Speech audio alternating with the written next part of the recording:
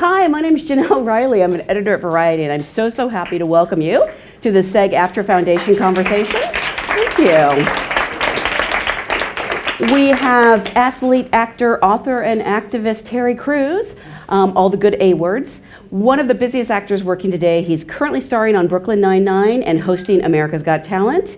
He was also named one of Time Magazine's People of the Year in 2017. Please welcome Terry Crews.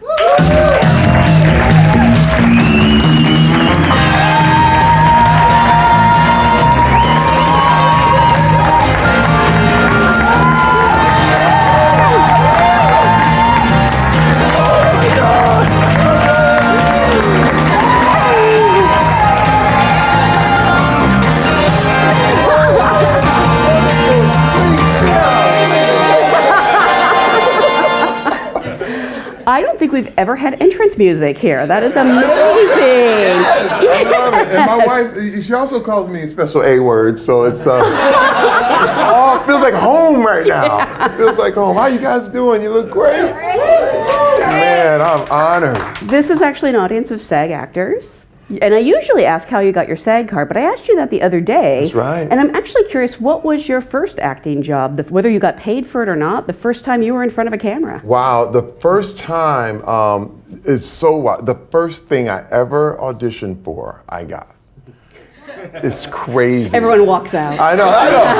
But if I told you what I had to do, you would understand. It was a TV show called Battle Dome. And I was fresh out of the NFL. I was actually about 3 years out. And while I went to an audition in Venice Beach, and this is the deal, I was doing, my first job in LA was sweeping floors. I mean, we went broke after the NFL. I was a journeyman, the whole thing.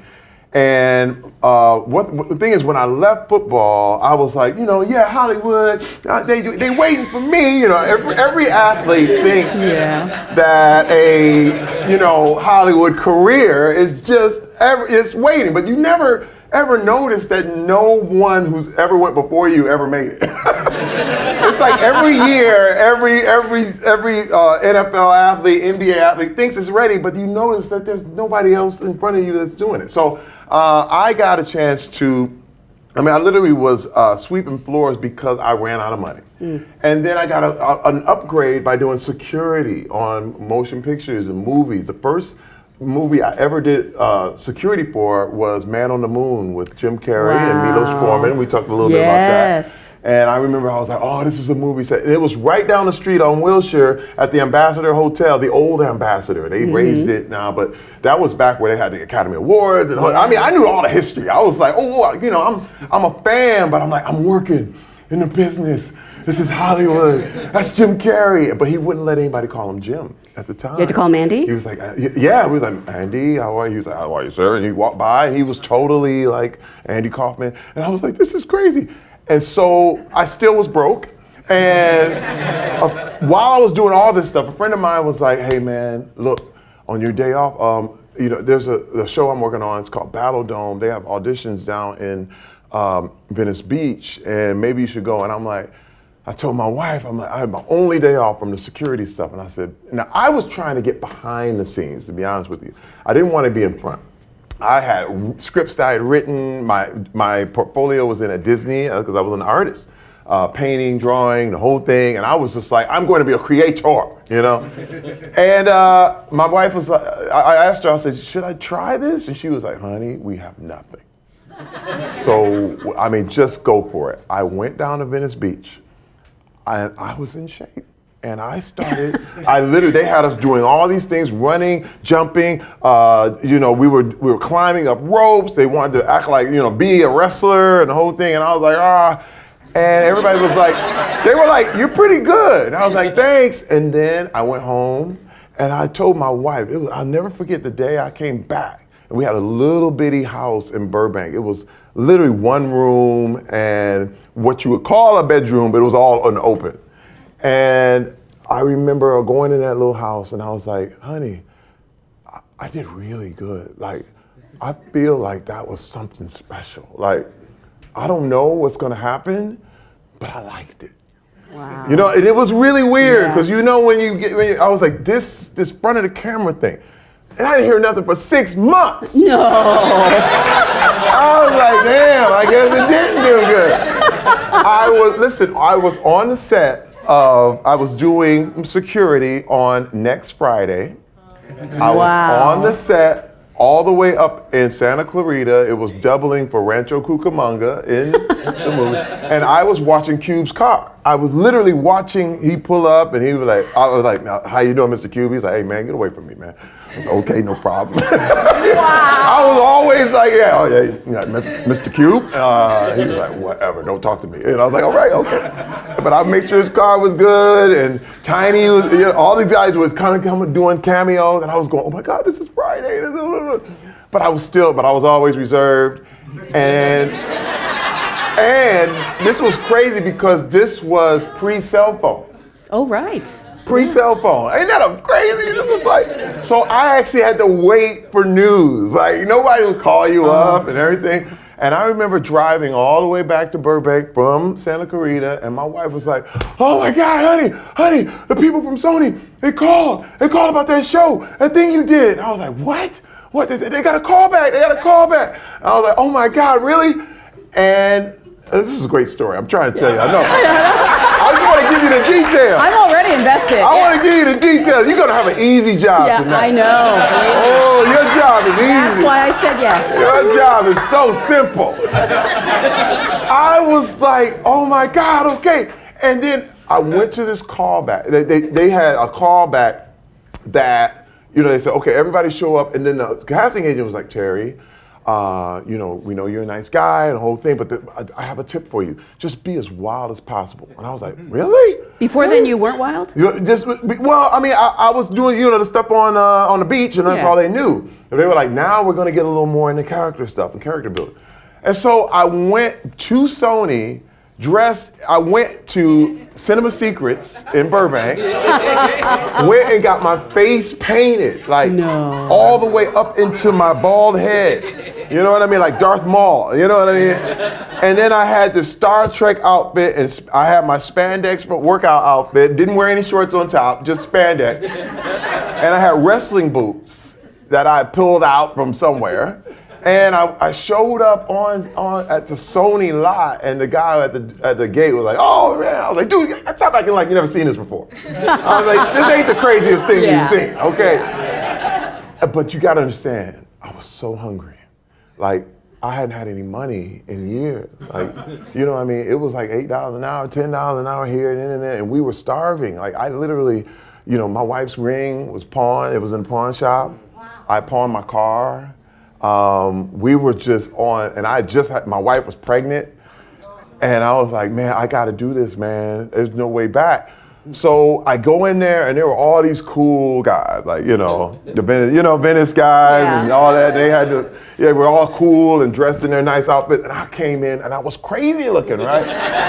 And they all laughed. They were like, oh, look at this dude, look at this guy. I was like, whatever, man. Face painted, I was like, whatever.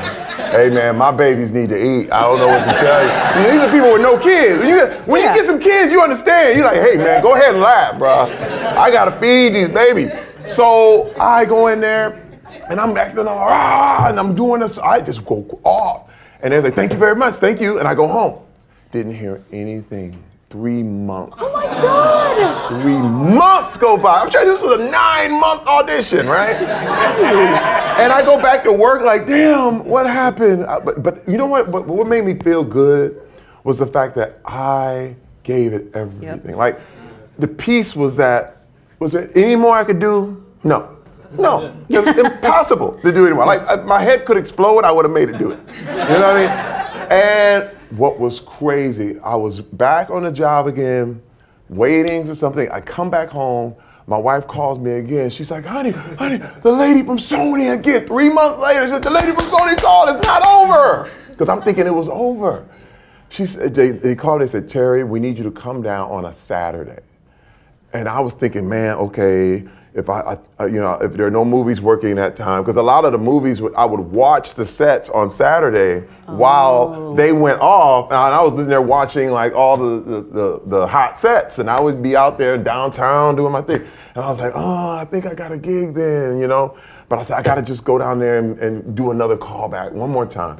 So we go down, there's a little office next to Sony, across the street from Sony. I go in, and there's only like 8 people there. And I'm like, man, okay, well, maybe they're just choosing all the things between us and the whole thing. And I'll never forget the producer of the show, he looked at me, he said, Terry, you are going to be one of our Battle Dome warriors. And I was like, what are you saying? Like, you mean I won't be on a show? Like a real show? And they were like, yeah, we're syndicated. You're gonna get $2,500 an episode. Wow. Now you gotta understand, I was like, oh my God, this money. I mean, I was tasting the food before. It was like, when you haven't ate in a while, you're like, and I was like, oh my God. I was thinking about Pampers and diapers, and I could do this. And then they gave us the green light.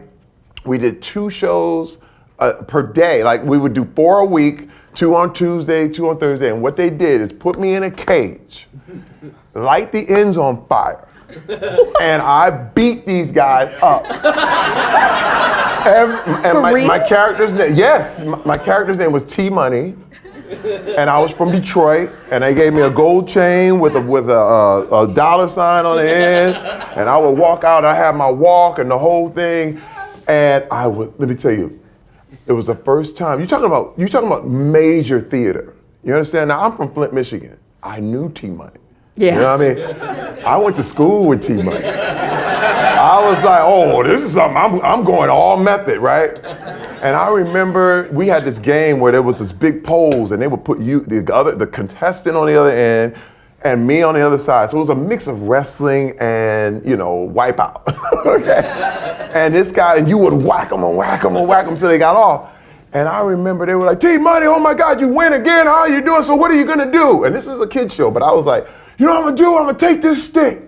I'm gonna stick it up their ass. And I'm gonna make all day suckers out of every last one of them sons of bitches. Let me tell you, I was gone. They were like, Terry. This is gonna play Saturday morning. You do know that, right? And I was like, oh, sorry. And what I would do, and this is what I would do, it was so good. Oh man, the story gets better. The contestants would come in and meet the warriors, but I wouldn't let them meet me. Oh. And I had triplets who acted as my posse, and there was one guy who held my money. He had a suitcase.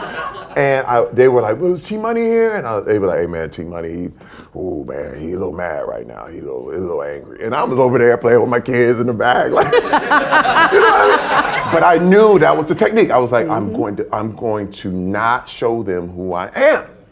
And when they got out there, and I walked out, and they were like, oh my God, and I took my shirt off, and this is where all that come from, you know what I mean? And I was like, what you gonna do? And I was just mad dogging them. They were like, and I knew, and if they looked away, it was an easy day. Because they instantly would just fold, and I was like, and play it all up, and stand over them. And then when it was over, I was like, hey man, great job. And they were like, oh my God, you fooled me. And I was like, It was grand theater. It was amazing. Yeah. I fell in love with being in front of the camera. And one thing I learned was never to hold back. Like, just go in, just go so far in, you're lost. And it was a peaceful feeling. Like I've never, my thing is the struggle is always when you hold back. Mm-hmm. Like it's always when, because you become self-conscious and all that, but I would lose myself. I became what you would call unembarrassable. Yeah. Where the thing was, and I still do it to this day, where it's this thing where, man, you know what? I'm not even me anymore. And that was my first gig in Hollywood, period. It went for 2 seasons.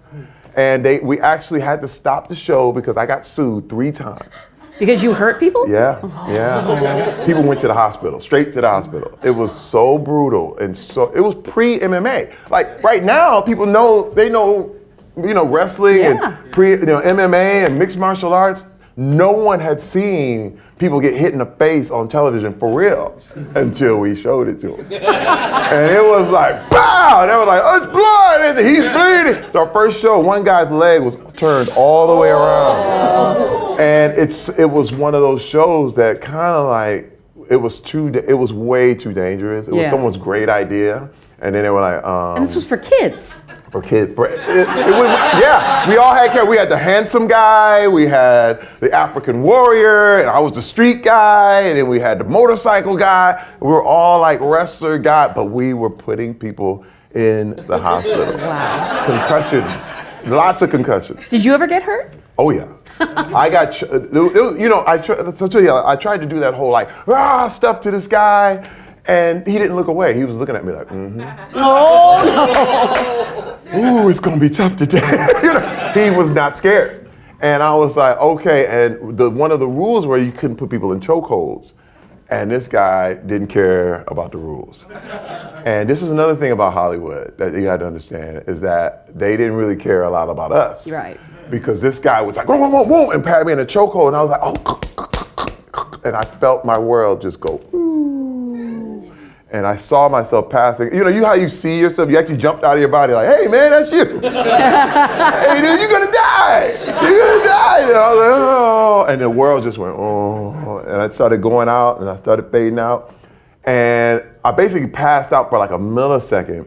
And then the game was over and the guy won and he celebrated. And they promised me they were gonna take care of us. And I went to the producers. I was like, dude, he had me in this illegal hole. Why didn't you stop it? Why didn't you stop it? I said, you saw me, man. He was like, we didn't see it, Terry. I said, wait a minute, you got every angle. He was like, we didn't see it.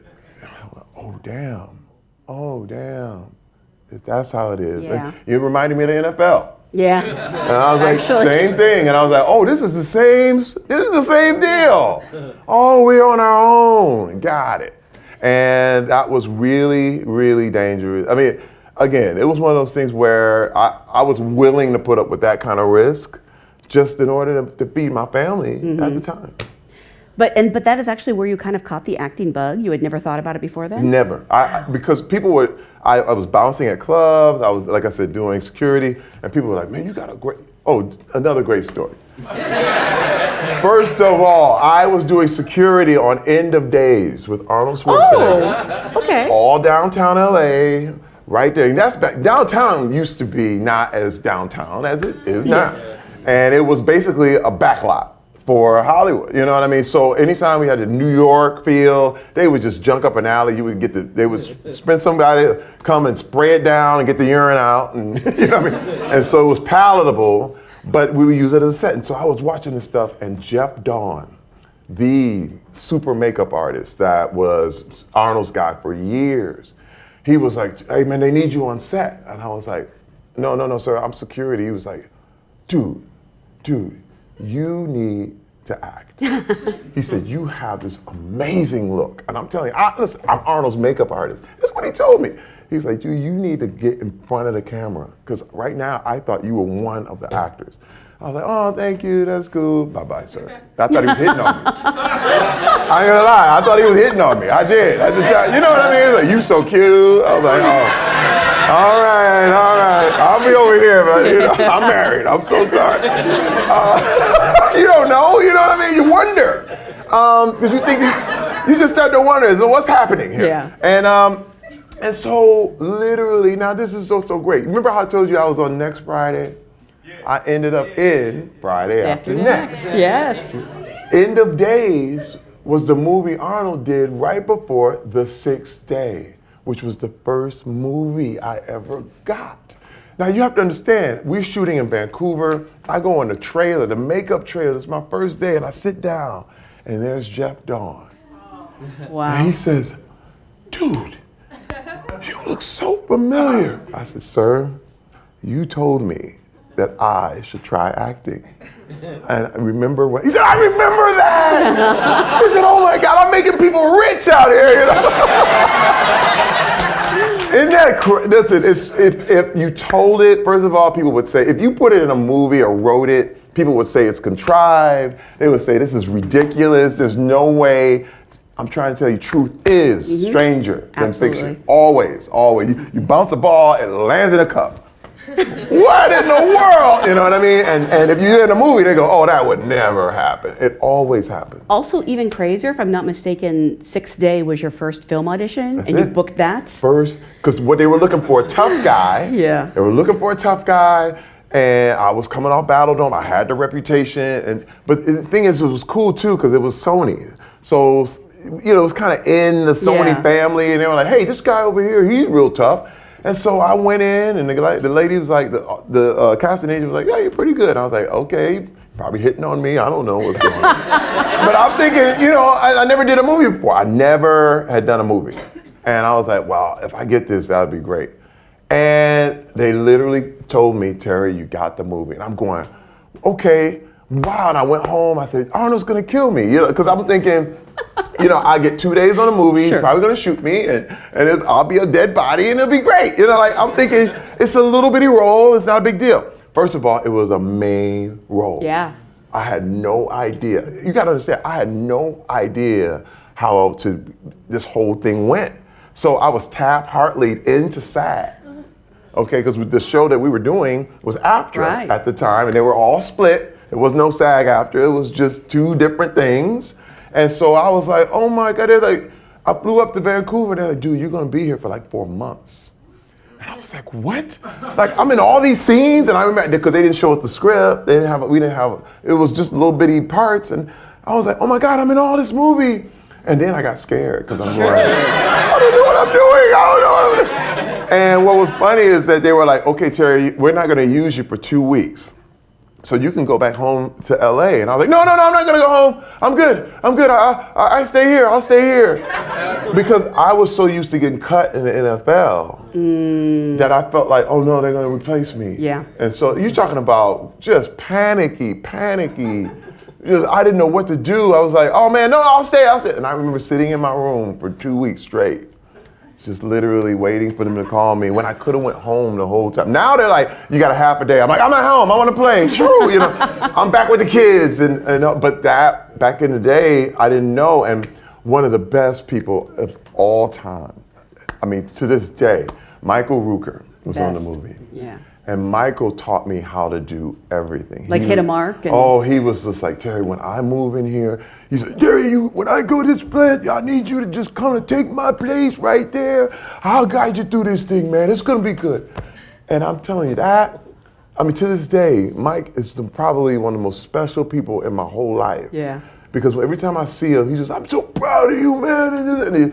And I'm just like, dude, you gave me all the tools. He gave me all the keys. He said, Terry, you got an itch? If you have an itch, scratch it in the middle of the scene. He said, you gotta live it. Just go ahead and do it. Because I would be like, don't, oh no. I'm scratching, oh my God, I got my nose. And he was like, Terry, you're in the middle of the scene. Wait, look. And he was just showing me. This is like your acting class. You hadn't really studied, had you? No, I hadn't done anything. Yeah. I hadn't done anything. But my thing was, I was open because I needed this to work. Mm-hmm. When I tell you needed it, it was like, I don't want to be broke again. I don't want to sweep floors again. You know what I mean? And it was so like, here I am in this movie. And I'll never forget, I made $75,000 for that movie. And that was in 2000.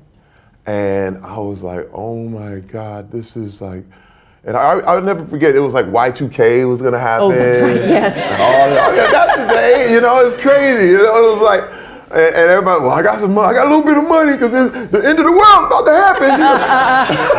We was like, and Arnold and Maria Shriver was so nice to us, and me and my family, and it was surreal. Yeah. And I got more, so it just keeps going. But well, I know you have more. So. No, I'm just curious if this was because you, I believe, co-wrote and produced a movie called Young Boys Incorporated. Was that, actually we have a question from Mike Upchurch. Mm-hmm. Oh, hey, wants to know, can you discuss that first film? And do you think it was a good film? Because I do. Young Boys Incorporated. Yeah. What was Voice Incorporated. Yeah, YBI. That's it. Listen, first of all, it was heartbreaking for me. It was a love of awesome, like, it was the moment I realized, because I was playing with the Redskins at the time, and I had a partner named Derek Carr, who he wrote it, and I decided to produce it, and we were just getting kicked out of locations and doing all this crazy stuff. And we tried to piece it together. I put all my money into it. He put all his money into it. We borrowed money. We took money. It wasn't good because you turn around and you're like, oh, you're taking money from a lot of people, and you got to pay this stuff back. And it was like, oh, so it got really, really antsy for a long time. And then we weren't able to finish. Oh. Because we ran out. I mean, we literally ran out of steam. I had a big party for all these NFL players. They came, drank, ate, and left, and didn't give me any money. And we showed them a trailer, and we were doing all this stuff. But this was the hardest. The hardest thing about it was that I moved to LA to get it on and to really make it happen. And my partner at the time didn't trust me. He thought I was trying to get it all on my own. I'm like, dude, I got a family. I'm trying to I'm sweeping floors so we can get this movie on. And he was like, you're trying to steal it from me. And I'll never forget, we had like this manager guy, and here I am starving, like, everything I can do. And he's like, we have a meeting, and he called me into this meeting with this manager, and they're like, we feel you're trying to steal this film from us. And I was like, what is happening? I was like, dude, I moved my whole family out here for you, And it was now we're friends now. You and the manager, or you and the friend? friend? The partner, because the partner teamed up with the manager, and it got really, it's just this is the reality too. Yeah. Of what entertainment is, because everyone has this thing, and they think you're doing this, and you're making this, and you're on TV, you got $1 million. I mean, a lot of you in here have acted before, so everybody who thinks they see you on a commercial, you make $1 million. That's literally what everybody thinks. But they don't know it's ramen. You know what I mean? They don't know. We were sharing a piece of chicken, And but what was happening is my friend was in Detroit thinking, I'm stealing this whole thing, and that's where it hurt. Yeah. And I had to abandon it. I personally had to abandon it, and it never got done. Like, I think if I had kept going and we would have been together, we would have finished it.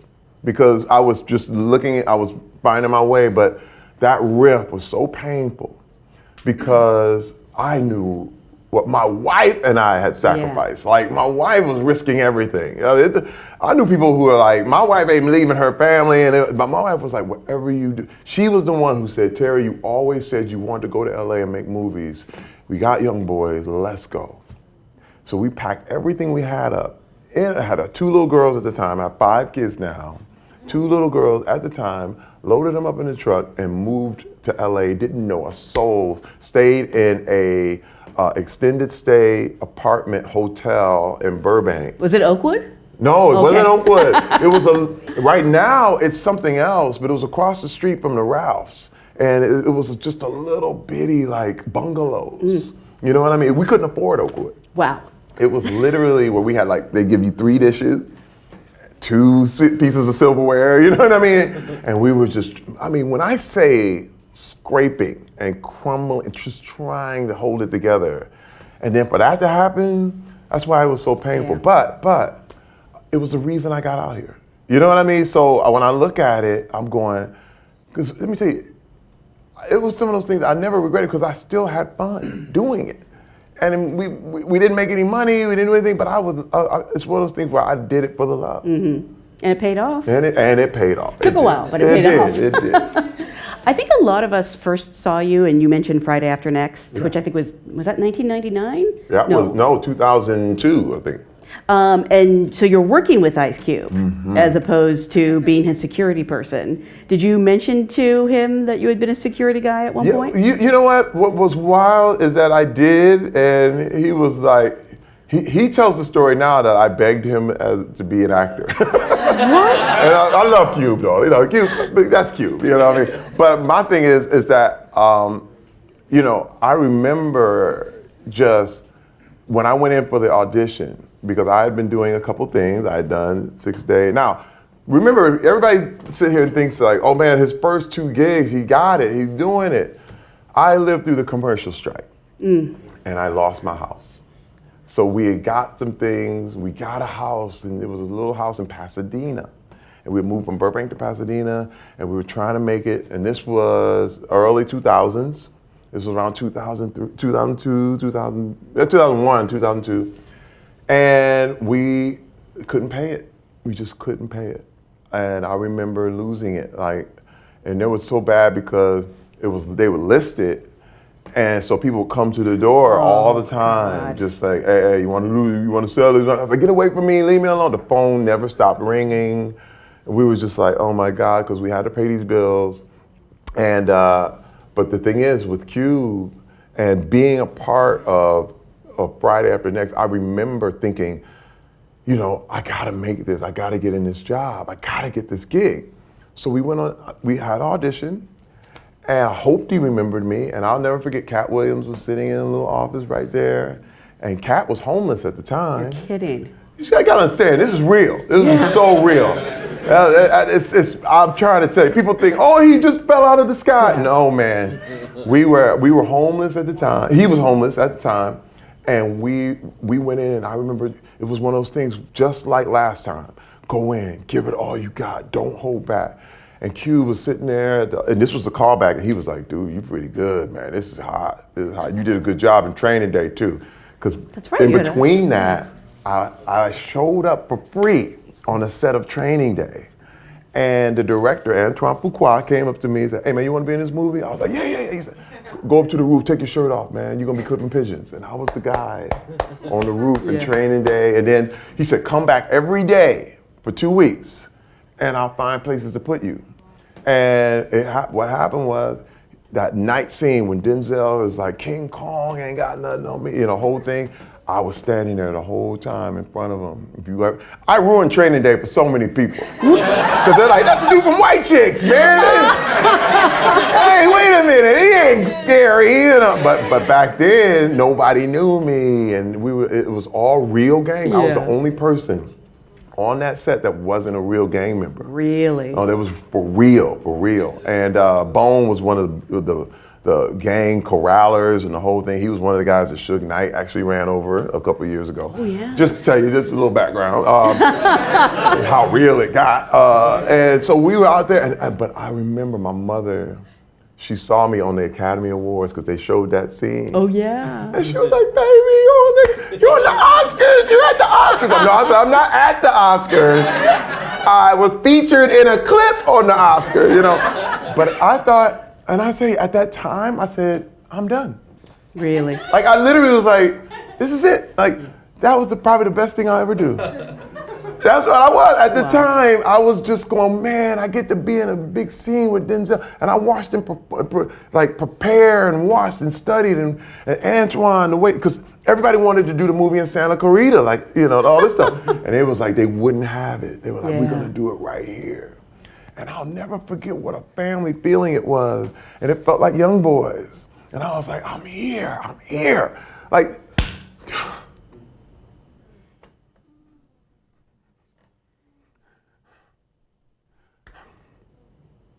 I get emotional because it's so special. Like, you just want to do something that makes a difference, As an actor, as a performer, anybody who's creative. What good does it do if nobody sees what you do? You just want to be like, I want that moment. Mm-hmm. And when I look back at those times, they seem hard. Like, I can tell you how hard it is, but I look back and I go, that was awesome. Like, those were actually very, very good times. Because those were the purest. It was pure. It was full of love. It was just because you wanted to be a part of something bigger than yourself. And man, when I remember, and when Cube was like, you did a great job in Training Day. And I was like, man, Dad had a part in getting this. And so when we went into Friday After Next, first of all, and I'm joking about Cube and other, but Cube put so many people on. Mm-hmm. You have to understand, like Jamie Foxx and and Chris Tucker, myself, Cat Williams. I mean, there were so many superstars that came out of the Cube factory. That's not even counting the music guys that came out of that. You know what I mean? When you talk about, you're watching Boys in the Hood, I mean, this man was responsible for so much of what's happening right now. When you look at John Singleton's legacy and what it is to have a voice and be ethnic and say, have your story told. I mean, that was unheard of. Mm-hmm. At the time, it was unheard of. And Cube was so raw and so real. And he wrote Friday. He wrote it, that's right. And the fact that to come from Boys in the Hood and decide to do a comedy was just like the riskiest thing ever. Because everybody just wanted him to go back into drama and the whole thing. And he was like, nope, I'm going to show the funny side. And I thought this was genius. Now, when I got the chance to do Friday After Next, it was viewed as the Castaway. Because Friday was a classic. Yeah. You know what I mean? Friday's a classic. How are you gonna mess up? They're like, all y'all gonna do is mess it up. This is what everybody told us, right? And then next Friday it did its thing, and we were like, man, where are we gonna be? And I remember this is another one of those moments. Cat Williams and I, we decided. We said, you know, man, I remember because we were both trying to make it. I had just lost my home. And trying to make it back. And he was homeless. So I looked at him and he looked at me, he said, hey man, we gotta make something that no one will ever forget, like ever. I said, you're right. I said, I'm going all in. He said, me too, bruh, me too. And we made a pact. I remember we made this pact, because what was weird is that when you're new on a scene, especially with comedians, sometimes everybody's a little afraid of who's gonna get the joke, and it gets. That's why I learned that competition doesn't work, especially as an actor. You cannot be competing. You must be creative. It kills all creativity, 100%. If you're competing with another actor, it's a wrap. It is. You have to help your guys. You have to help everyone, the crew, the people. Stand there for the lighting. Do whatever you have to do to make sure you're a family. You know what I mean? When I look at Brooklyn Nine-Nine right now, that's one reason why we're so successful. But when going back then, they didn't know that. So there were a lot of people that were like, what they doing? And, well, who y'all? And we were like, hey man, I'm just here to do my deal. We had this little trailer, and I remember I was trying to take a nap, so I was just going, because I couldn't lay down. You know what I mean? And you had a seat that doubled as the toilet. Oh my God. You're like, okay, you know. But I didn't care, because nobody looks at the trailer. Yeah. Nobody looks at where you're accommodated. You have a trailer this big. If the movie sucks, if you don't do a good job, nobody cares. And so I just decided, okay, we're gonna go in. And we did this scene. For those of you who've seen the movie, where it is so kind of foretells a lot of what happened to me. And it's weird because back then, it's so wild because back then, and through most of human history, male sexual assault was a joke. That's the whole thing. And we kind of did, but we didn't do it as a joke. Mm-hmm.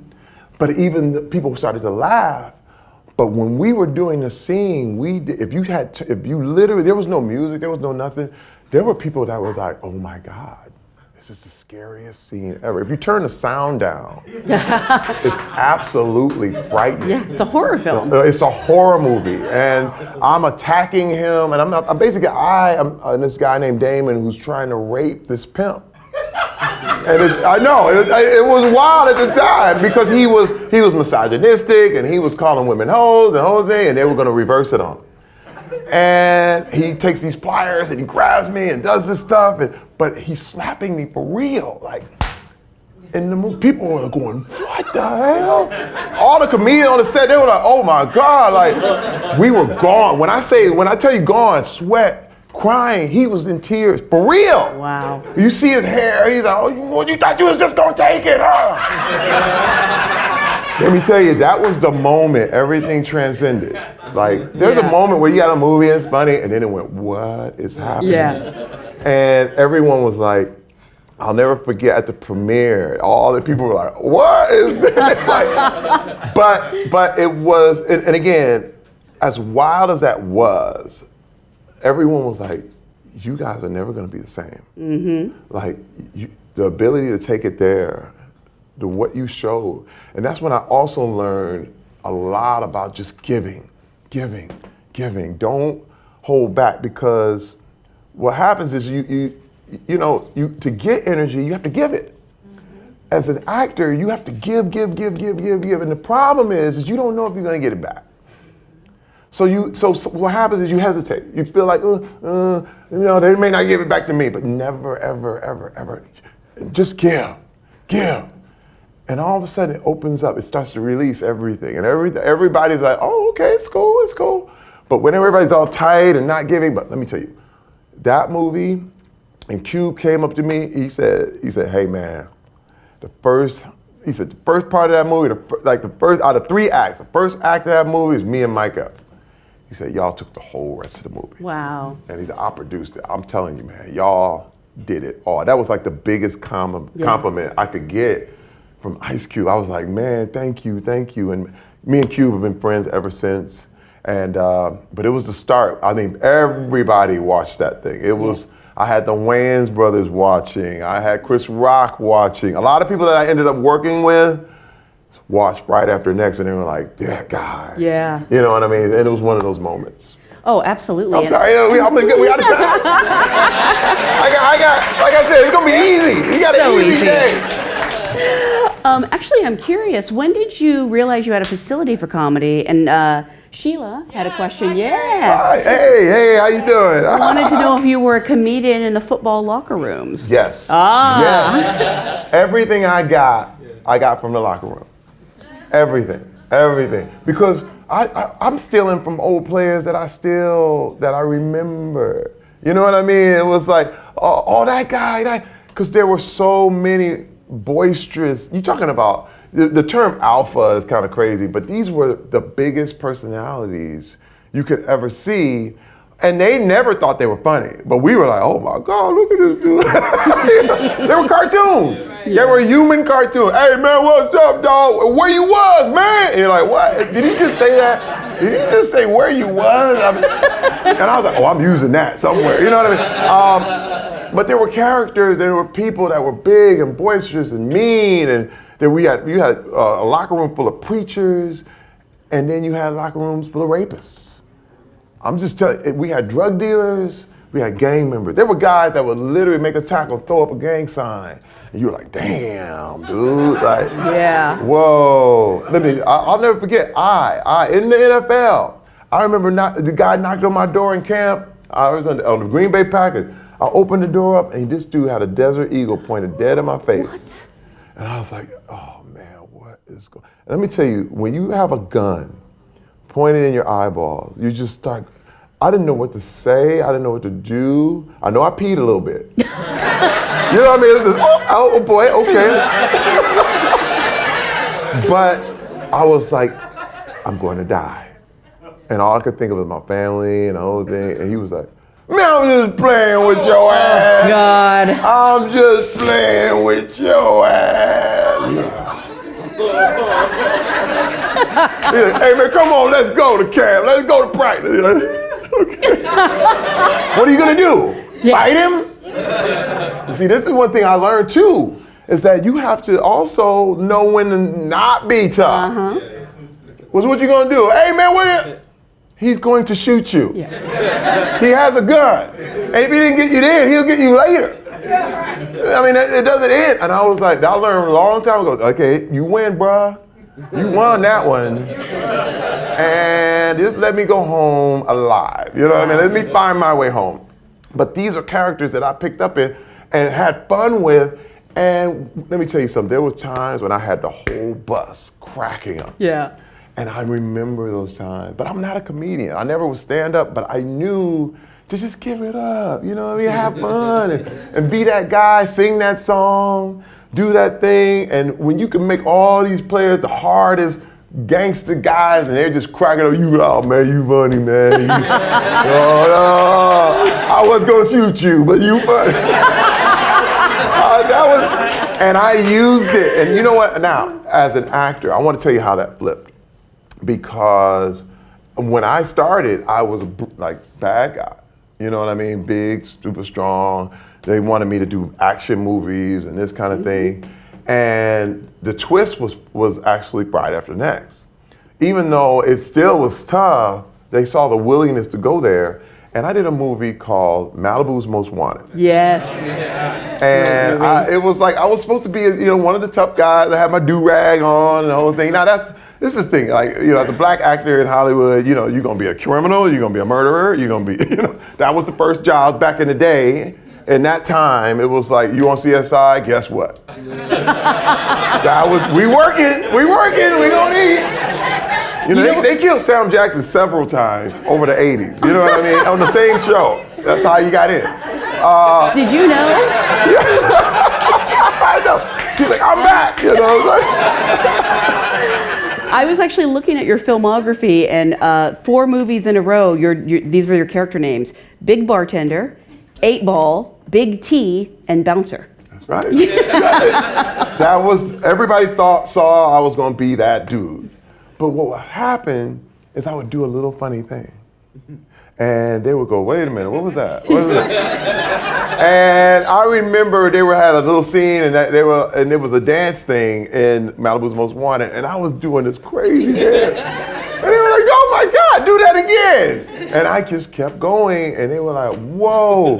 And they kept adding things and kept giving me little pieces. And I was behind Damian Wayans, who is actually Sean and Marlon's nephew. Oh, okay. And he was acting, and he writes and stuff. He actually directed a dance movie and the whole thing, and he's brilliant talent. And so I was like behind him doing my thing, and the moment that it changed for me, now again, this is not apropos, but I'm gonna do it here. There was a scene where Jamie Kennedy was talking to his dad, played by, I forget, Ryan. Oh, Ryan O'Neal. Yeah, Ryan O'Neal. Yeah. And so I look at him, I'm like, I wish I could talk to my pops like that. And I'm gonna call that nigga right now. Now that was an ad-lib. It was an ad-lib.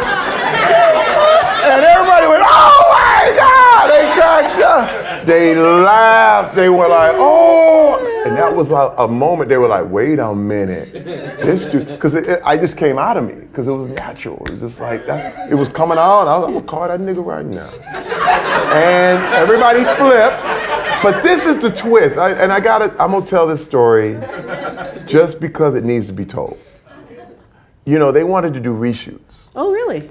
And and again, I'm not mad about it. I'm not twisted up about it. But it's just the reality of what this thing is. So everybody knows that Hollywood. It's like we're so free and we love everyone. But it can be really, really racist when you don't know. And so we were doing reshoots, and the joke hit so big in the test audience, they decided they were going to do a whole run on it. Oh. And I remember, I was like, man, it's more work, and I had my guts going. I was like, it's more work, all right, it's more work. And they had a bigger dude than me playing my father. He was like, nigga, you will always be this nigga's nigga.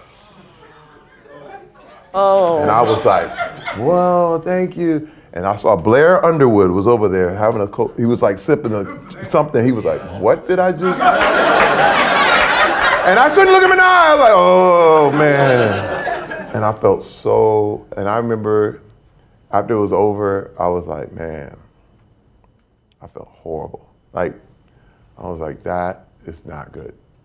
Did it make the cut? I don't actually remember that part from the movie. It didn't. It Okay. didn't. But the fact that they filmed it. Yeah. And what was weird, you remember when Dave Chappelle quit the business? Oh, yeah. All the white guys were cracking up. And I was like, that's not good. And it instantly went from, whoa, I mean, an ad-lib that was really pure and kind of meant something to me, it was like, oh, y'all laughing a little too hard. And you go, ooh. And I did it. I mean, as an actor, you just feel like, but that's one of those moments where you're like, oh man, like, if I could take that back. you know. But I didn't, and sometimes I go back and I go, I should have made a stand. I should have been like, and that one got away. You know what I mean? Yeah, that was a lesson. I was like, I'll never do. If I feel that again, you don't have to do it. But I have to also say that was pre-therapy for me too. Really? Because there were a lot of things I felt like, hey man, I got to do it. I'm an actor. I got to do what they tell me to do. But they were like, no, you don't. My therapist was like, no, you don't. I was like, yes, I do, because I'm acting. And they were like, no, didn't get another job. I was like, but I can't, because they picked me. And I was like, she said, Terry, you don't. You can say no. And I was like, what? Because you got to understand, coming from football and you doing all these, they like run your butt in there and you just go and you get a concussion and it's for the team and for my pocketbook. You know what I mean? And you're already giving up so much, so you don't learn you don't even know the boundaries anymore. You're just gonna, okay, there's one thing about getting into your role, but then there's another thing when giving up your soul. You know what I mean? And I was like, and I didn't know the difference. It started to get really confused. But now, I mean, it seems like you're in a position now where you're constantly giving back through advocacy. You wrote a wonderful article for Fatherly about teaching your son about competition. That's right. Obviously you've been very outspoken about sexual harassment and abuse. Is that something that has always been a part of you, or that, you were able to learn to find that voice? What's been a part of me is just demystifying. Mm-hmm. I never really got off on looking like I know what's up. You know what I mean? Like, I had no problem telling people I don't know. I don't know. Let's figure it out. Because this is another thing too, growing up in Flint, Michigan, I had a lot of questions. I would always be like, so what does this mean? What did they be like, shut up, and everyone was like, be quiet, one day you'll find out, and no one would tell me anything. And it was one of those things where you're like, when I grow up, I'm gonna actually tell somebody the things that I know. Mm-hmm. And that's one reason I wrote my book, Manhood, was just to be like, look, this is what I went through. If it helps you, cool, but tell it. Like, you gotta understand, where I come from, there were so many secrets. Like, I'm gonna tell you what was so wild. In my own family, I had an aunt, and there was a guy who would come and do the lawn and the whole thing, and I was a little kid, and she loved us. I mean, she was like, we were her sweeties, and this auntie, and she was really old and all this, and I didn't know till I was an adult that dude who did her lawn was her son. What? You talk about secrets, like, what? That's your son? Oh yeah, that's CL, that's my son. He was doing the lawn. I'm trying to tell you, that's how deep it got, where we ain't telling you nothing. And I was going, man, so I vowed, if someone asks me, and dude just really wants to know something, I'll tell you what I know. And if you can use it, cool. That's one reason why I'm sitting here right now. I learned to be really, really just transparent. Mm-hmm. And it takes a while, because when you're competing with other people, you never can be transparent. You know what I mean? Because you're going to give away the secrets. But when I learned to be creative, you tell everybody the secret, so we can make a better piece. So we can make something really good. You know what I mean? So now everybody knows how to get in there, knows how to try this thing and do this thing. And when you make a joke and it doesn't hit, it's okay. Let's try it again. Instead of, I remember being said, when you say a joke and they're like, oh man, that's terrible. You'll never get another joke. It kills. It's like, it just smashes the comedy, and everybody wonders why that project didn't work. You know what I mean? Why wasn't it funny? One guy was funny, but everybody else was not there. And so I realized, I'm going to just tell it. And I want that to be my legacy. I want that to be like, hey man, and I'll tell you this, everybody in here knows way more about me than I know about you. All the way, you know what I mean? From my addictions, my problems, my issues. I came out about a pornography addiction years ago, because I said, and this is the thing, you can only tell that stuff when you overcome it. You can't tell it while you're in it. While you're going through it. You know what I mean? That's the problem. You know what I mean? You know, you can't be in the club talking about I got a pornography addiction. That don't work. But when I did that, it was Facebook Live gave me a little they were like, it was really early on Facebook. They were like, try this new app out. You know what I mean? And I got on there. I was like, you know, maybe this will help about 2,000 to 3,000 people. Oh my God. The next day, when I was at, you know, I talked about it, and, you know, I mean, millions upon millions. Every major news outlet wanted me in New York the next day. And I was like, oh my God. And I said, you know what? Watch the video. I didn't have to go. Yeah. I was like, watch the video. It's the early days of social media. Remember now, like, I was there during the whole MySpace era. I mean, literally. Oh, sure. And so you just go, oh man, now we can say it. We have our power. I mean, even for every actor out there, when I look at Instagram, and I look at what the Facebook, or even just the ability to actually put something out there on your own, it's really, really powerful. And I had my own voice, and I realized that unless someone tells, no one will ever get help. Mm-hmm. It's because everyone will feel like they're alone. Mm-hmm. They will. Yeah. When you spoke out about your assaults, were you surprised by, I mean, what I saw was an overwhelmingly positive reaction and lots of support. And I'm sure there were times where maybe you didn't feel supported, like by your own agency, but were you surprised by the outpouring of love? I was super shocked. What was really strange is that was I knew that was the end of my career. You have to understand, I was like, it's over. The first thing I did when I came home, and I said, babe, you been on Twitter? She was like, why should I have been? I was like, ooh, sit down. I was like, I think we want to pack our bags, you know? And she was like, what are you? I said, honey, I told about Bennett, because she was there. She said, what did you do? I said, I told what happened. She said, oh no, it's over. I said, I know. And I said, what are we gonna do? And she said, you know what? We moved on from football. We can move on from this. We'll just do something else. I said, you're right. And then we sat there very, very sad for a long time, knowing that something that we love is probably ripped from us. And the weird thing was the next day, because it was just so many reactions, so many people. I remember getting support. James Vanderbeek hit me up, and he was like, man, that happened to me too, man. I was like, whoa, okay. And what I realized though, for so long, for eons, it was a women's issue. And for the first time, I think, even though people had seen or known or whatever, by me including myself into it, it turned it into a 3D thing. Like, it was 2D. And everybody was like, oh my God, there's a whole nother side to this. And it's held up into a 3D deal. And everybody was like, oh, whoa, him, what?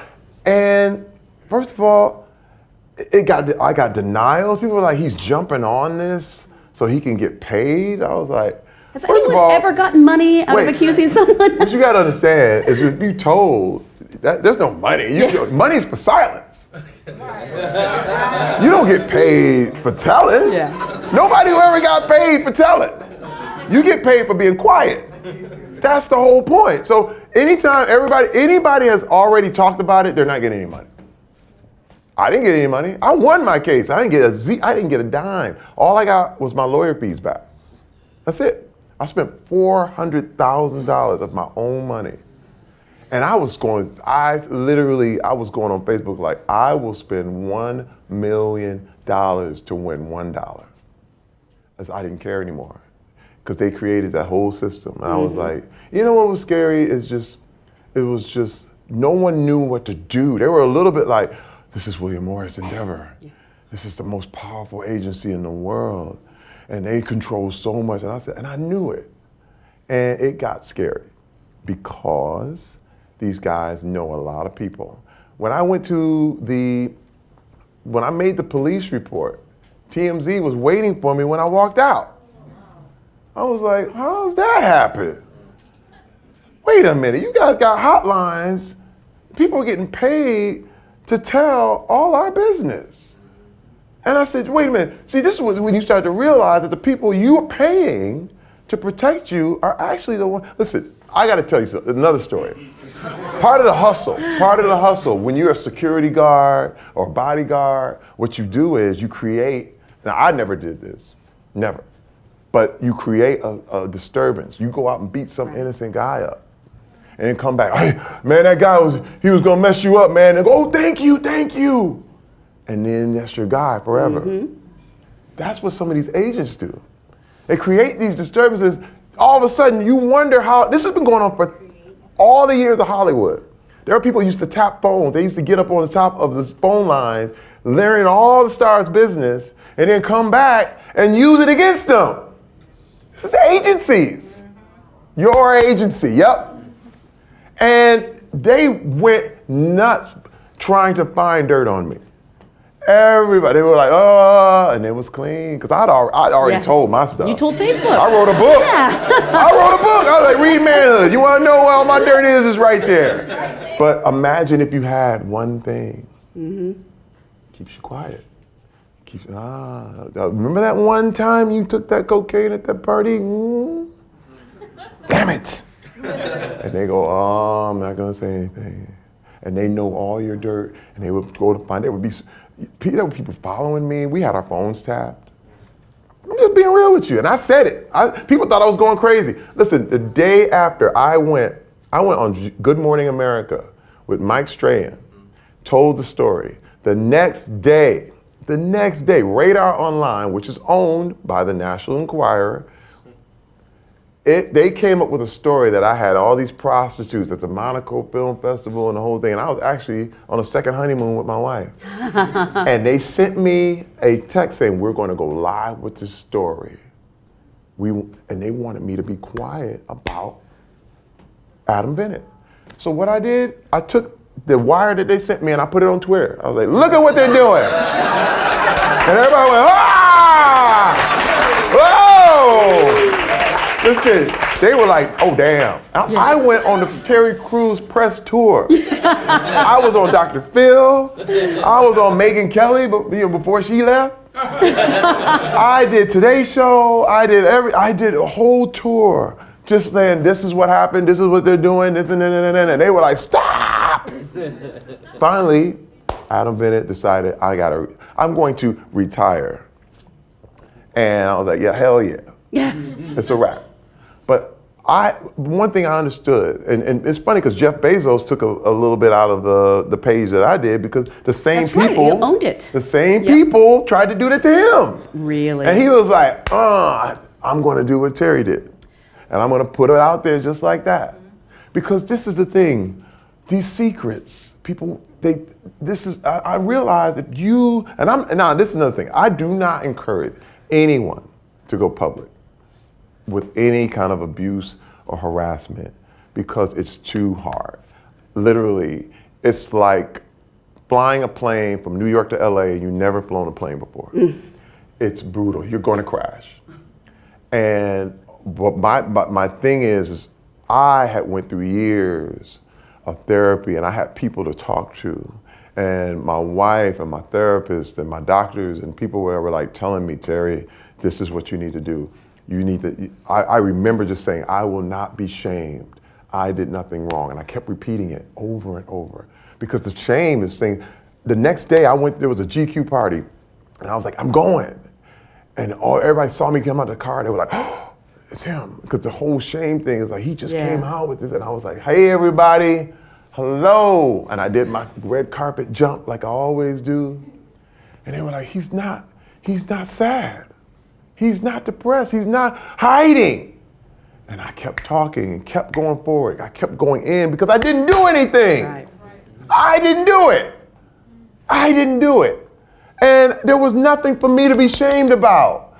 And that's what they count on. Mm-hmm. They count on This is how you get manipulated. They count on you being shamed. And if anybody in here has ever had anything like that happen to you, you know what I mean? You did nothing wrong. Do not internalize that, okay? Because I'm here to tell you, I mean, and we're in the business. This casting couch is real.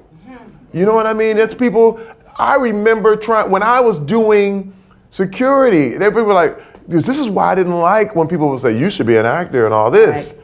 Because there were guys who called, I was like, oh man, this guy wanted me to model. And he was like, you know, you take your shirt off and do some sexy pictures. I was like, oh man, dude, you know what I mean? And that's the thing. Mm-hmm. And these guys, these bottom feeders will always be around. You know what I mean? And when I got to a point where people were real and people were really doing big things, it was like, oh God, you know what I mean? But there's a point where we all have to go through that at some time where you're like, what does he just mean? They're like, hey man, you like the party? I'm like, yeah, I like the party. No, not that. Wait, what are you talking about? You know what I mean? And you have to be clear and concise. But I knew by opening up, I knew that this was, like I said, I would never tell anybody to do it publicly, but it was my purpose. Yeah. Like I discovered it was more important than the movies, it was more important than entertainment. And what happened, the magic that happened, I gotta tell this story, it's great. Oscars, the Academy Awards, and all these parties, and this was the first year of the Me Too movement. Mm-hmm. Oh man, I remember going into a party, going to an event, and the room split down the middle. There were people who ran from me, and there were people who came to me. And what I realized was that when you make these kind of stands, it splits it's literally like the bad people run, mm-hmm. but the good people come. See, because that's the thing, you think you're gonna be all alone, but I wasn't. Actually, there were people who were like, thank you. I was like, whoa, this is different. I was empowered by that. And I'll never forget this major producer. He was like, yeah, Jerry, this is cool, man, you're doing your thing. But his wife came over to me. She grabbed my hand. My wife was standing there. She was in tears. She was like, it happened to me, Jerry. Thank you. You're doing this for us. I could never tell. And she's big time. Like if I told you, you'd be like, what? But that's how I knew. I said, oh my God, this is bigger than anything. This is when I knew it was my purpose. This is when I knew that I have to do this. And it just fueled me and kept me going. And I look at this thing, and I'm telling you right now, this town, what happens is now that everybody knows, it gets driven underground. You know what I mean? That's just the way things are. It's kind of like racism. You know what I mean? Everybody, oh, we love each other, but it just gets driven a little bit deeper. But what I know though is that it's safer today. Oh yeah. It's much, it's never 100% safe, but it is safer than it was. Because somebody knows someone's going to tell eventually. All your secrets are not going to stay with these people. Whereas for years, when I did the Senate talk, and I remember feeling so nervous for a minute. It was wild because now I'm at Washington, D.C., and I was going to speak to the Senate and the whole thing about sexual assault. And this was so wild because the lady who runs the whole thing, this sexual assault Bill of Rights is what she was fighting for. Her name is Amanda Wynn. She's an astronaut. She's a Harvard graduate, and she's a rape survivor. They wouldn't listen to her until she had an actor, a major name. They wouldn't listen to her. So that's what Hollywood is for. Mm-hmm. And so here she brings a man, nonetheless, because there were women who've been talking about this forever. I walked in there. Now this is the thing. This was wild because it reminded me of like the moment, even when I went in to audition. I felt like I could feel the souls and spirits of millions of people who never got a chance to speak. Let me tell you, it took me over. I was not there. When you look at it, it was like all these millions of people were just like, we need to funnel in.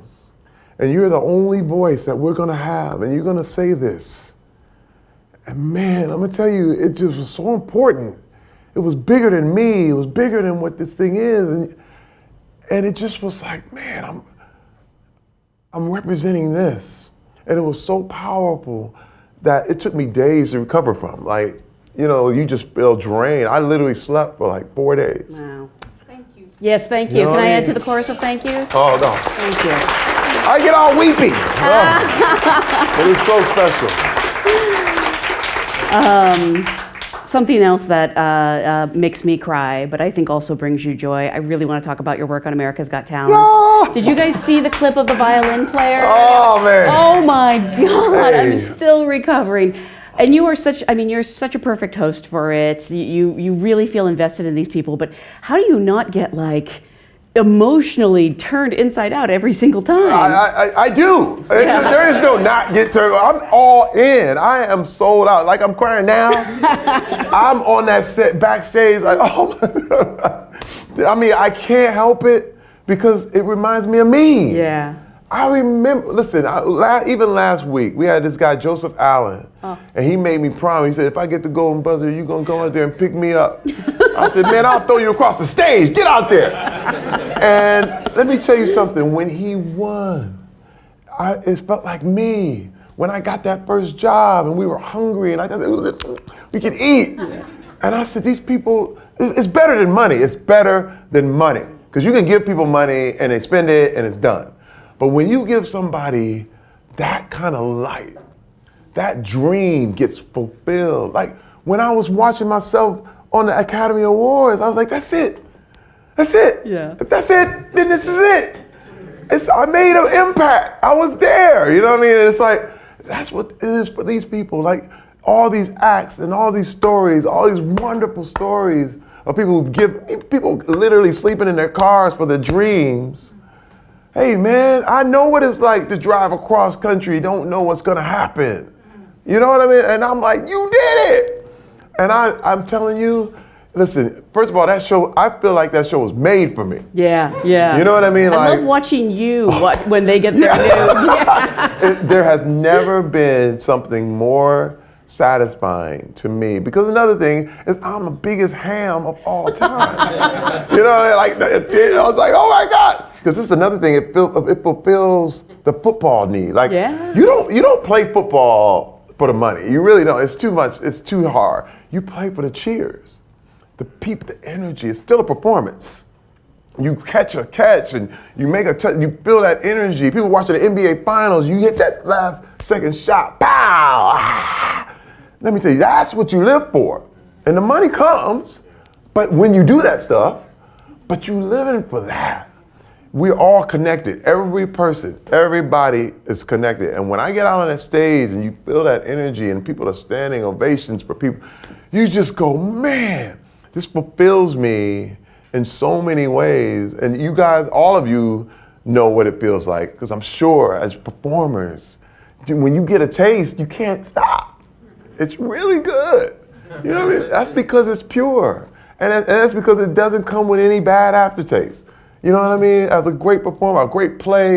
This is why I see people who do plays over at night. I want to do theater eventually because I see just that attention and that kind of thing. And with me, with AGT, it's so fulfilling. And these guys are amazing.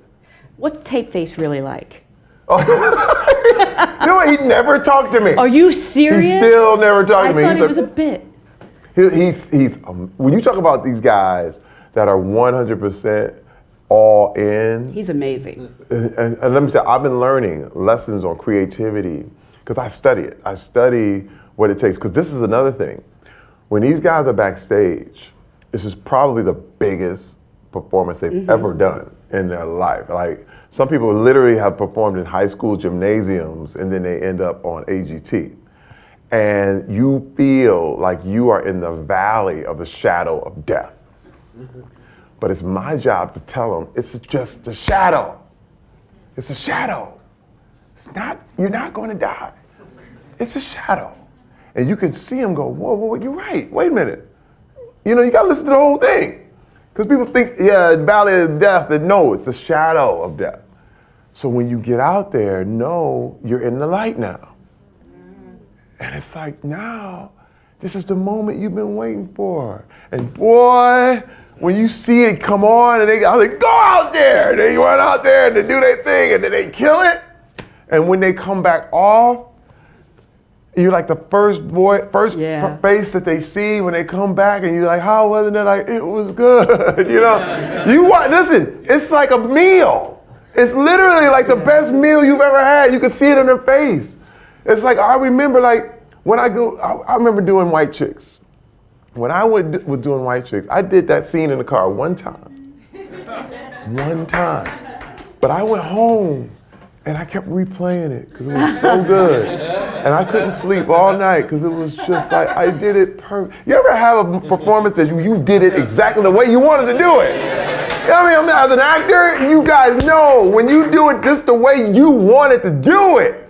That's what happens on AGT when you see these guys and they did it exactly. Now I've seen it when they didn't. And then my job is to encourage them, pull them up. Because somewhere in there they believed the shadow. They got nervous or something happened that it didn't want it to happen. And you go, oh. And I want to encourage them to keep going because this is another thing.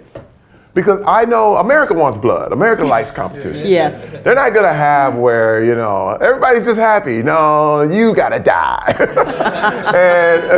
But I have to tell them that just by being on the show, you won. Mm-hmm. Yeah. You won. You already won.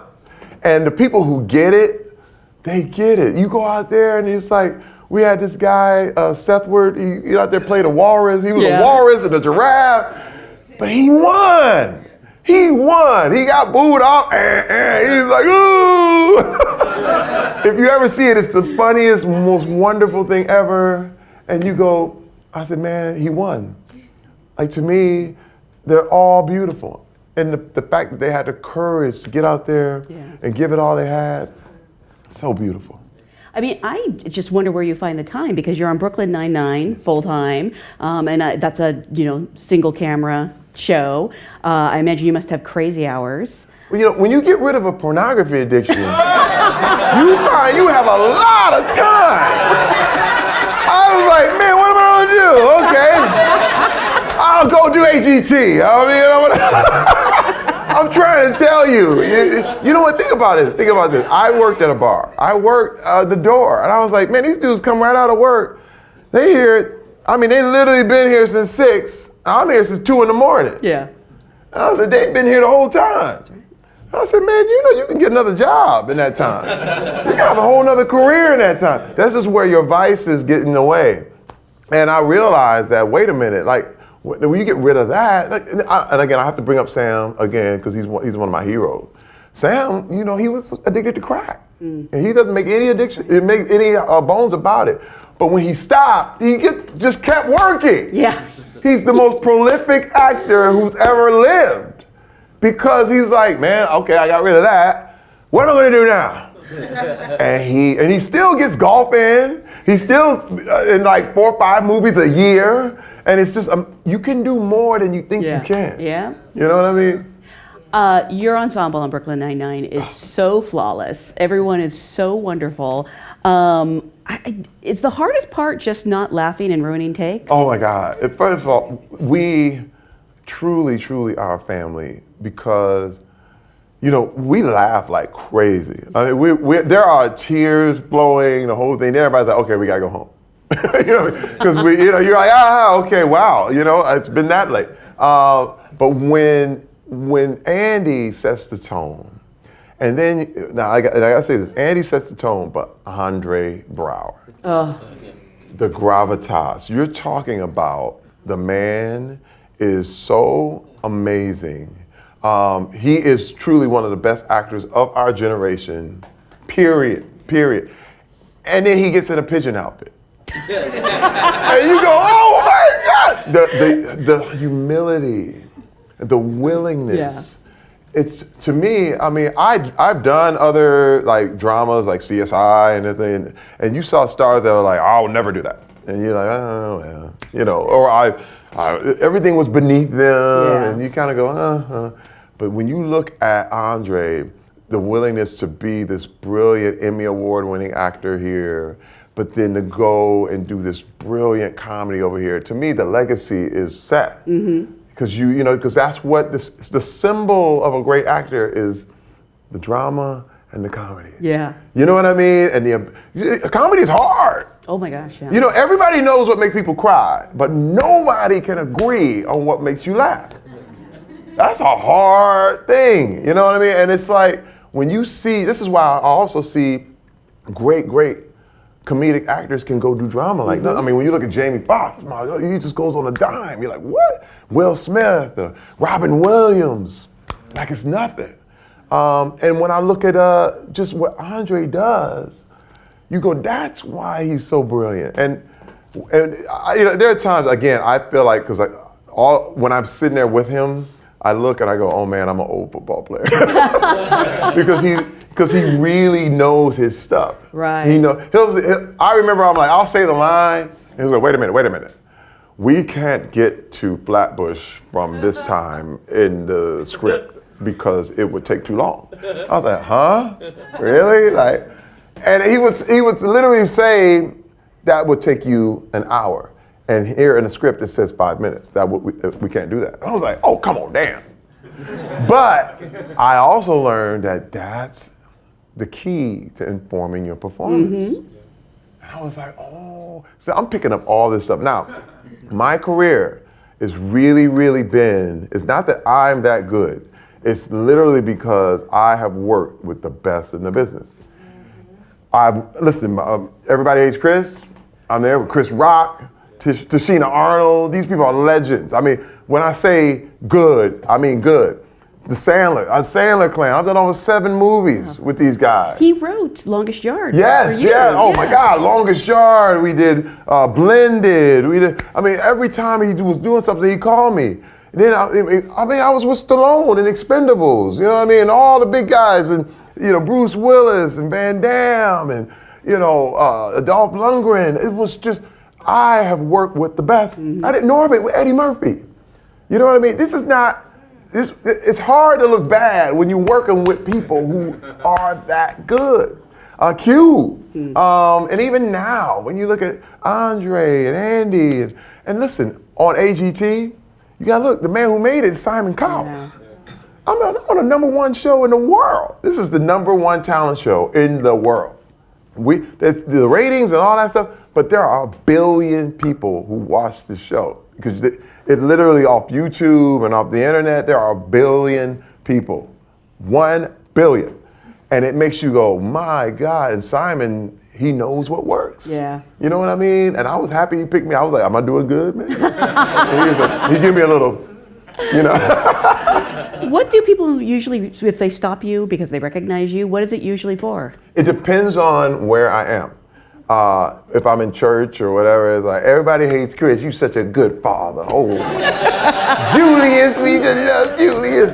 If I'm at the comedy club, they're like, Camacho, yes! Camacho. That was a state-of-the-art experience, by the way. Let's say that. I got a story. Yeah, anything Idiocracy related. Right after White Chicks, I was like riding high, like, oh, this is gonna be good. And I remember going in, and there was this movie. It was called 3001.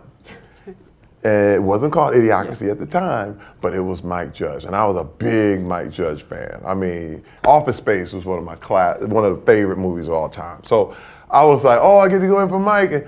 And what happened is President Camacho was written this guy as this way, he had a speech and the whole thing. And I went in there, and I was born and raised in the urban church. So I knew that. Let me tell you, when we go up here, we're gonna come back down. And then we gonna go. And oh my God, they were like, nobody informed the performance like that. And it was so real, because I knew I had them. You know what I mean? When you had them, like again, when you got it, I walked out of that room in slow motion and it was like blowing up, like, you know what I mean? mean, when it worked, listen, I've had terrible auditions where you're like, but that one worked. But they wouldn't give me the job. What? Because no one knew who I was. It was kind of like, you're the guy from, you're not a name. And Mary Vernew, wonderful casting. She was like, I auditioned, I had to do it over and over again. I did it 8 times. I went back 8 callbacks. Mary was like, I'm so sorry to bring you back here one more time. Believe you me, I would never do this. But they want to see you one more time. And I was like, okay. And I kept going. Because there's a point where you get mad or like, oh, I don't want to go. Why? They should know. Even Marlon Wayans was like, man, they should know that already, man. What? He was mad for me. But I was like, I got him. I know I got him. I know it. And Mary said, Terry, first of all, if you knew who has been auditioning and coming in here, your mind would be blown.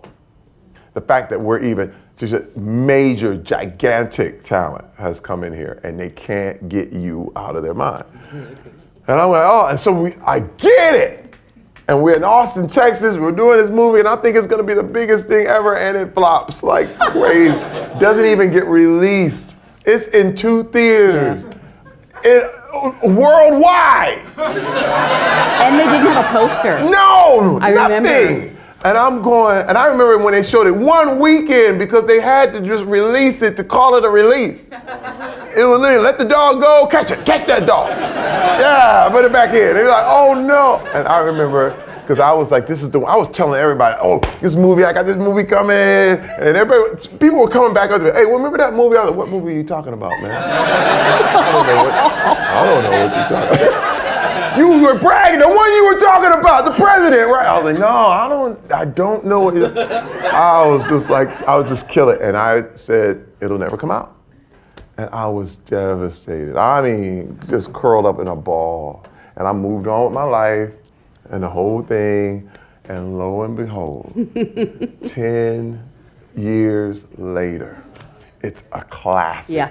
To the point where people are like, I'll never forget this moment. Will Ferrell comes up to me, he says, wow. Camacho. Genius. And I was like, oh, you know what I mean? One of our greatest comedic actors of our generation. He's like, genius, just genius. I mean, I had major stars that were like, Camacho, you know? And this is another thing, guys, you don't get the call. Yeah. You don't get to call what works. You don't get that call. You don't get it. You just gotta give it, do it, put your best out there and let it hang. And eventually, when you do good, it'll show up. He's on shirts now. My friend here has a... Yeah! Camacho! I love him. You know what happened? This is crazy. In the last election, we did Camacho shorts. That's wrong. But wait, and it failed again. It failed again. I was like, Mike Judge, what the hell is wrong with you, man? It failed miserably. And we were 4 years too early. Yeah, oh my That was the thing. And then all of a sudden, I had Time Magazine calling me. They were like, dude, do you think you got something to do with this? Because these politicians are like talking about your mama. No, your mama. This is literally what was happening during the election. They're like, your mother, no, your mother is on. And we're like, oh my God, this is Idiocracy. And Time was calling me about all this. And so still, right now, it really has shown how the political process has degenerated into, literally, it's going to be a cage match one day. I hope there will be. Because I know Elizabeth Warren can pick anyone's Yeah. Do we have time to do like a speed round of audience questions? Okay. We have a question from Sergio. Hey, wants to know, in your career, what has been the best advice and the worst advice you received? Ooh, the best advice. Let's see. Again, I got to take it back to Michael Rooker. You know what I mean? That was the best advice. You had great teachers. Yeah. Like this on the job learning. Oh yeah. I mean, that's how I learned. Yeah. It was literally on the job. The worst advice ever, and I won't even say his name. There was an actor who told me he literally was flubbing his lines on purpose so that he could come back and get the money for looping. Oh man, dude, oh man, my stomach still turns on that. He was like, hey man, we can come back here and get some of that looping. I was like, man, just say the damn lines, man.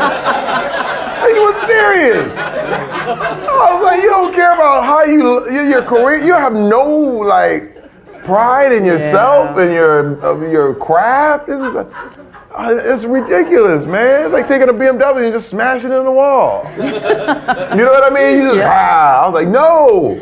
That was the worst. Yeah. I knew to stay away from that dude forever.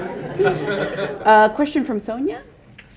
Hey, wants to know, do you get starstruck and with whom? Oh yeah. Oh, big time.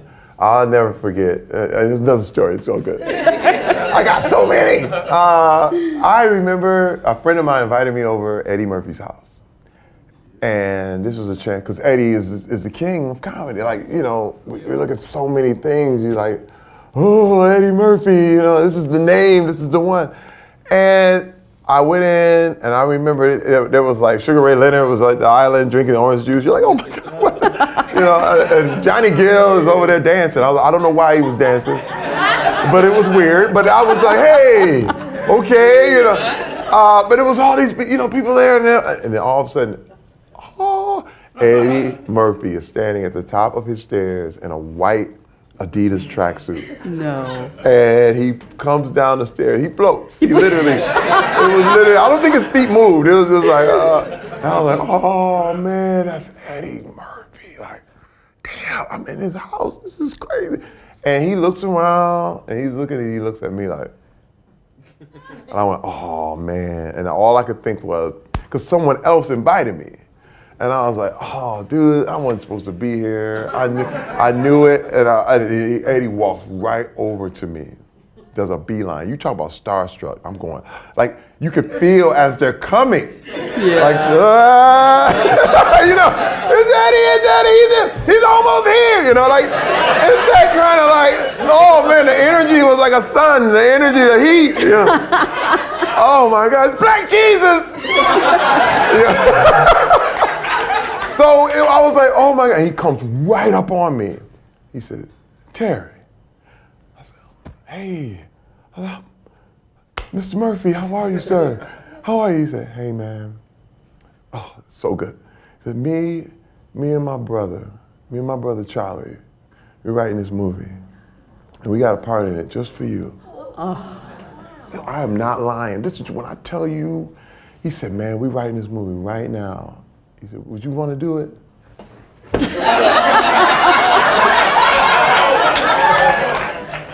What? Well, you had me at hello. I was like, yeah, man, yes. I was like, dude, whatever you want. He said, man, great, man. Look, I'll have the script over to you. I'll send it. And man, just enjoy, man. Get something to eat. And I had to avoid him the whole night because I was like, because you know how you don't want to overdo it. Like, so Eddie, you my best friend now. You don't want to kill it, you know what I mean? So I was just like eating, like, that's Eddie. He's doing his thing, but I was like, you gonna give me a job? I'm waiting for that script, But Lee did not lie. The script came literally a week later, Norbit, Eddie Murphy, Charlie Murphy. And there was my role, Big Black Jack, his older brother. You know what I mean? And I was like, and getting on that set, and Eddie was just doing his thing, and he was giving me advice and talking to me, and it was like, hey man, you don't need pictures, you don't need any of that, because it's like, that's yours. Like, come on, let's get a selfie. It's none of that. That's mine, and no one can ever take it from me. It's one of the most beautiful moments in history, but that was a starstruck moment that turned into something that I could never, like again, this is one, I call myself the most grateful man in Hollywood simply because I'm living a dream, but it's also can be a nightmare at the same time. So it all evens out. Yeah. Like you get your first job, you lost your house. You know what I mean? Oh my God, you're a star. You just got assaulted. It's like, okay, wow, it knows how to even this thing out, doesn't it? You know what I mean? And it makes you go, oh, okay, this is good. But it still hasn't taken any of my energy and taken any of my love. Because they say that, I heard this said before, that every cell in your body will manifest the truth as you see it. I went, whoa, that's deep. And the truth that I see it is that people are good. Like, everyone just wants to live and be right.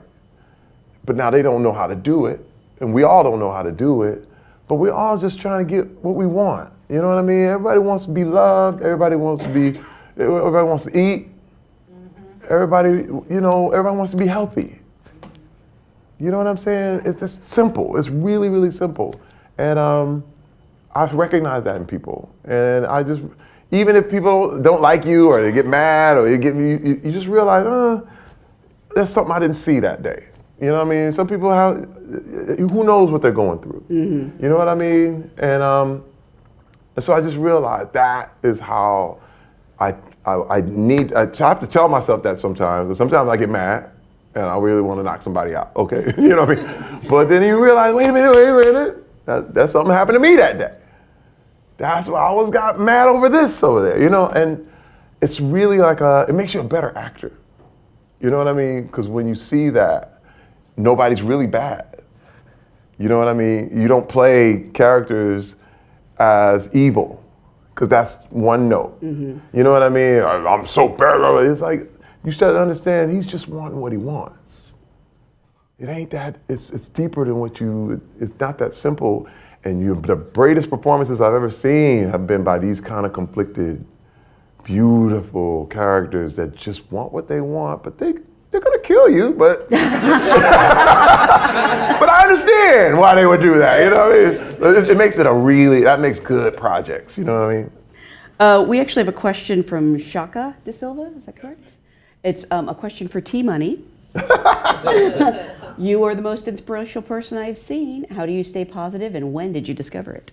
Oh man, my mom passed away 4 years ago, but she was so happy. You know, like, I would spend all day trying to make her laugh. You know what I mean? Now, she was abused. My father was extremely abusive.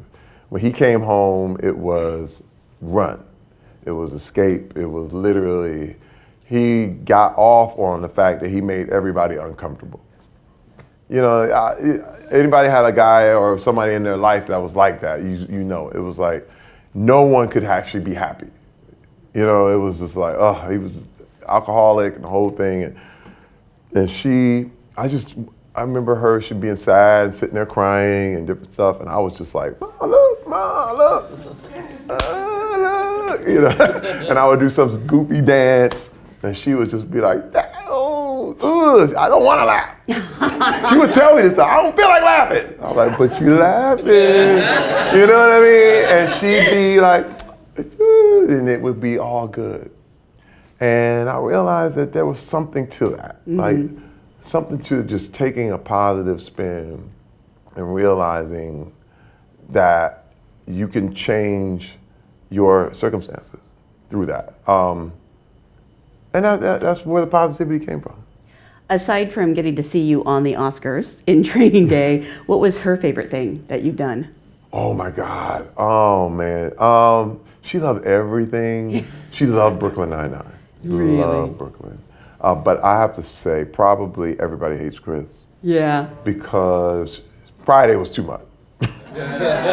Oh, Jay, no! You know, she didn't want to see me like that.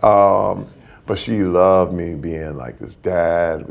She said, I just watch it again and again, and I crack up, and you're so funny. And she really, really loved that. Yeah. You know what I mean? And she's got to see me when I started hosting, because I really worked hard on hosting. I would do the New Year's Eve specials for Fox. You did Who Wants to Be a NBC. Millionaire? Yeah, you know, I mean, just a bunch of things just to get I did Millionaire. She was like, my God, she loved watching Millionaire every day to see me on it. She said, we just love you. And she worked at a hospital, but the screen was always up.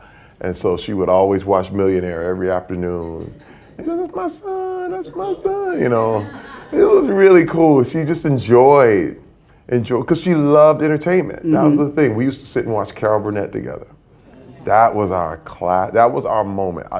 To this day, I still feel Carol Burnett is responsible for most of my comedy. Really? Because I can see that, her actually. willingness, Yeah. she went there, and the way they would crack up in the middle of the scenes, and I remember just watching like, oh my God, like that's how I want to be. That kind of, I feel like we do that on Brooklyn. Yeah. You know what I mean? Some you don't get to see the crack ups, but it feels that vibe, and I always wanted that. And in some ways, that character is you. I mean, his name's Terry, obviously, but you do refer to yourself in the third person? Yeah, I do it. My wife is really tired of it. That's why she's not here now. She's like, I've heard all these stories. Thank you. She's like, ooh, you get to talk about yourself for an hour and a half. Woo. And you really do love yogurt. Yes, I do. Let me tell you, they found, the thing is, they steal from my real life. I have a minivan, and they put it in the script. And the fact that I had daughters is not a mistake. And I had a third daughter. I have 4 daughters total. So there will be more kids on Brooklyn Nine-Nine if we keep going. Because they're copying everything in my life. They saw me eating yogurt because, you know, I'm just like, you know, eating this stuff. And they just thought it was the funniest thing because to them, I mean, it's the daintiest kind of thing. For a big guy like me, you know, yogurt is, you ever see a yogurt commercial, it's always female. Yeah. You know what I mean? So it's always like, They see me with my little thing and Terry loves yogurt. Those guys, Dan Gore and Mike Shore are geniuses. There's no mistake as to why their sitcoms, their shows, everything, Parks and Rec, you know, The Good Place and Us, there's no mistake to why they work, because they know what they're doing. Someone needs to get you a yogurt commercial. I can't believe someone hasn't. I know, I'm waiting. Come on, y'all. I'm trying to tell you, Danny, Yo Plate, whatever y'all gotta do. I'll do the Blackberry one. Black Terry, that's what they gotta call it. Black Terry yogurt. This material. Listen, I actually did. I created a yogurt line that I'm trying to get going. Are you serious? Yeah, called Berry Cruise. Yeah. Got my face on it. Wow. We're trying to do that whole thing. One day it'll make it. I will Berry get that. Cruise. That's what I'm saying. You know what I mean? I could go on for hours. Oh. I so appreciate you being here. Thank you so much for spending your time with us. You guys